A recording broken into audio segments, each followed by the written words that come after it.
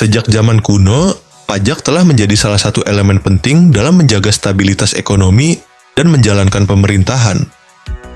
Awalnya, pajak hanyalah kontribusi sederhana dari masyarakat untuk mendukung kebutuhan negara, namun seiring waktu, sistem ini berkembang menjadi mekanisme yang lebih terstruktur.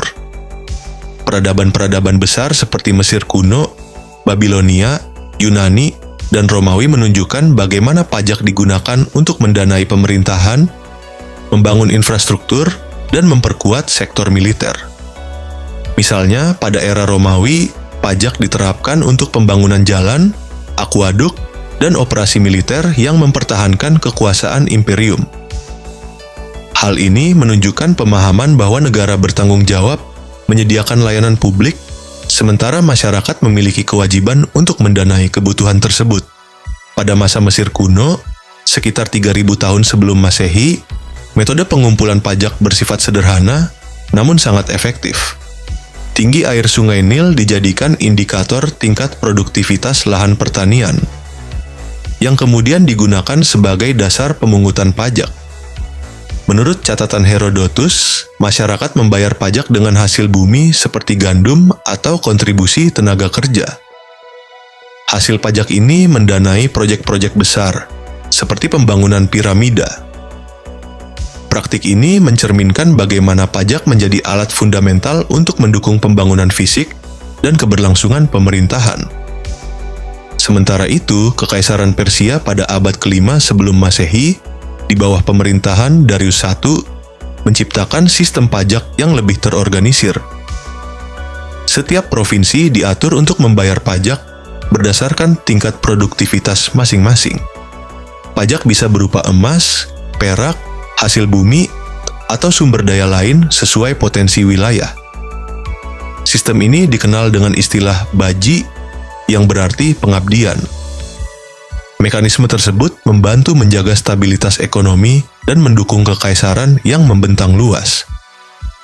Langkah ini juga mencerminkan efisiensi dalam mengelola sumber daya negara yang beragam.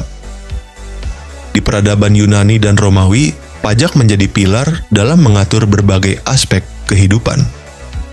Di bawah pemerintahan Kaisar Augustus, sistem perpajakan Romawi berkembang pesat. Selain pajak penjualan dan kekayaan, masyarakat juga dikenakan pajak perseorangan atau poll tax. Pajak-pajak ini tidak hanya memastikan kelancaran administrasi negara, tetapi juga memperkuat struktur sosial melalui pembagian beban yang merata. Prinsip perpajakan yang adil kemudian diulas oleh Adam Smith. Dalam bukunya The Wealth of Nations, Smith membahas prinsip-prinsip perpajakan yang dianggap adil. Ia mengatakan, setiap individu harus memberikan kontribusi terhadap pengeluaran pemerintah sedekat mungkin dengan kemampuan mereka masing-masing. Pandangan ini memberikan dasar moral bagi sistem pajak modern, di mana keadilan menjadi unsur utama dalam penarikan pajak. Selain itu, ia juga merumuskan 4 prinsip perpajakan: keadilan, kepastian, kenyamanan, dan efisiensi, yang hingga kini dijadikan rujukan dalam kebijakan pajak di seluruh dunia.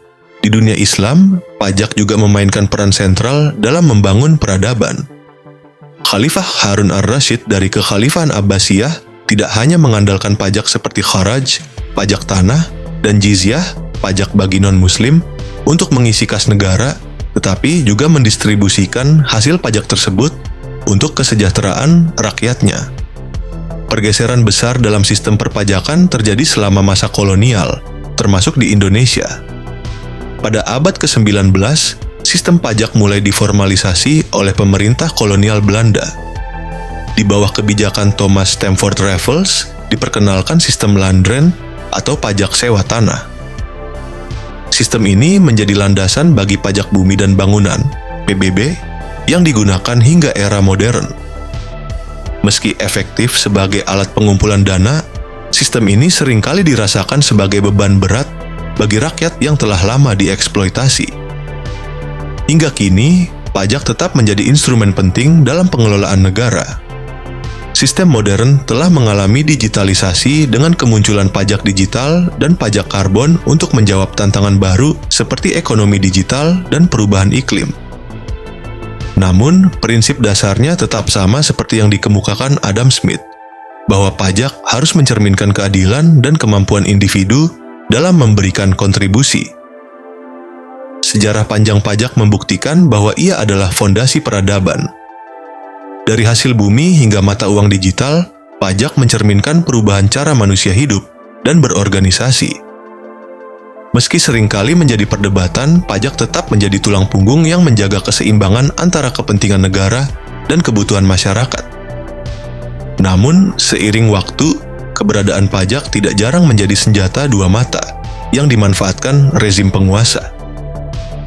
Pajak yang sejatinya bertujuan meningkatkan kesejahteraan rakyat kerap dimonopoli untuk kepentingan kelompok elit.